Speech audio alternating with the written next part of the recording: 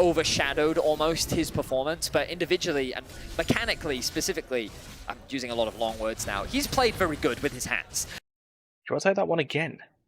Unforgiven's doing a lot of very good hands things, you know? Okay, do you want to take that one again? Hands. I give up.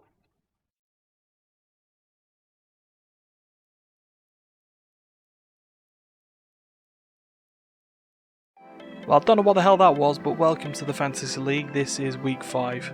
I'm your host, Ryan, and let's get into the standings of the previous week. Perky still in the lead, but now we have the elimination zone to deal with. And speaking of elimination zones, we need to predict to get out of there. And I'm going to do a quick elephant in the room thing. We only have 7 out of 9 predictions this week.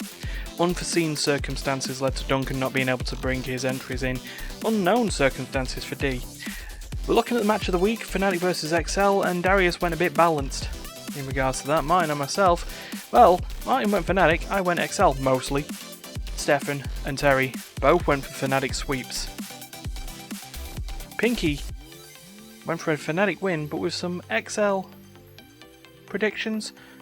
Perky went mostly Fnatic. Let's see how that worked out for them all. It's a week 5 rundown. And we start with game 1.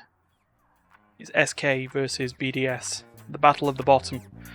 And SK, after a nice 2-0 week last week, started off strong, got themselves first blood. First dragon ended up the way of BDS.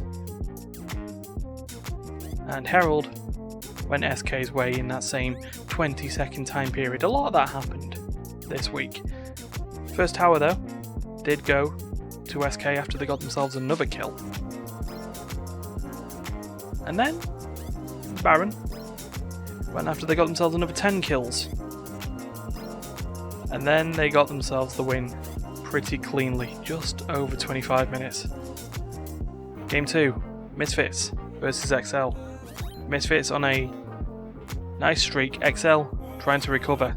And Alcove Gaming got XL the first blood. And also got themselves the first dragon, even being a kill down. Herald went Misfits' way quite easily. Tower, though, went to XL. Pretty even game, really. Then this cluster got XL the Baron, which then went towards the win. Game 3, Mad Lions versus Vitality. You'll have already seen the cold open for what was going on. Anyway, first blood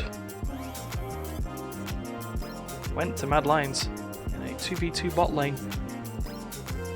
Vitality got themselves a dragon as compensation. And Mad Lions got themselves the Herald, which was used to bonk away all the plates of Vitality's bottom tower. Then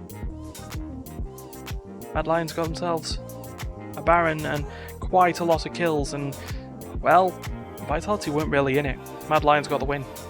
Game 4, G2 versus Australis. After a 4-game losing streak, could G2 pick it back up? Well, they did get themselves first blood and first Herald, so things were going well. Australis got themselves a relatively late first dragon, and just after plates fell, G2 got themselves top tower as their first. Then, a few kills down, G2 got themselves Baron, and with the best base race so far, G2 got themselves the win. Final game of the day though, Fnatic versus Rogue. This one was brutal. First blood did go to Fnatic in the bottom lane,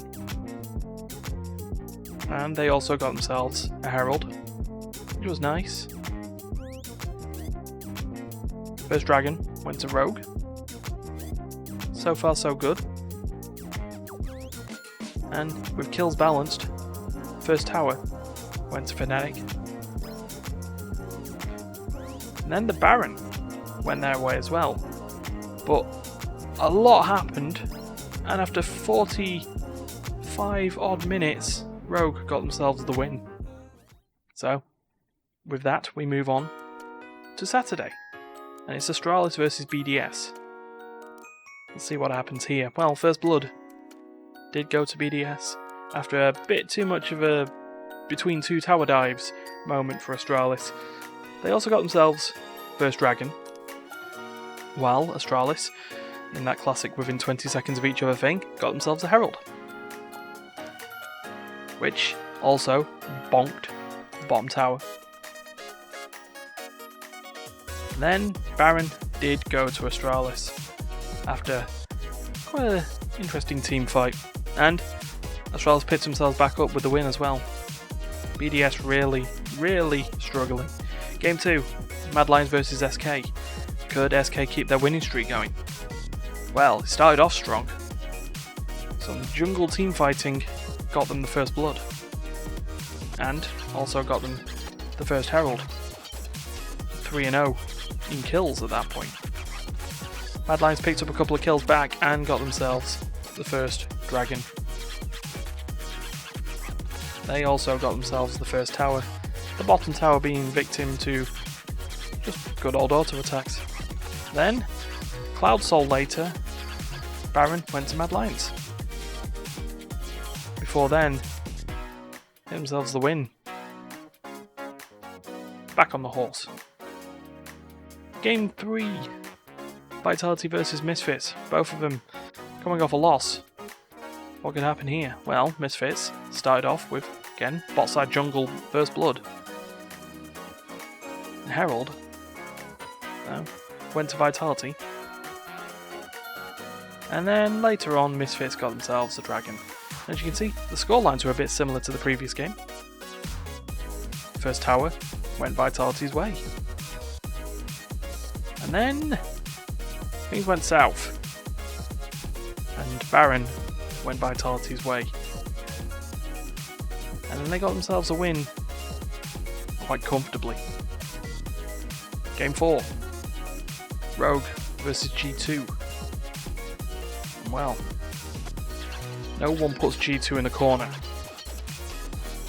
Nothing happened much for quite a bit, which is why there's no first blood. It was just G2 picking up a Herald and a Dragon. It then took 13 minutes, or there or thereabout, for the first blood to go G2's way. And then, a couple of minutes later, they got themselves that tower. And got themselves a Baron. This was a sweep. Having Baron and Elder as well. Too much. G2 win that one. Game of the week, XL versus Fnatic. And well, First Blood went to XL. Humanoid was bullied. First Dragon also went XL's way.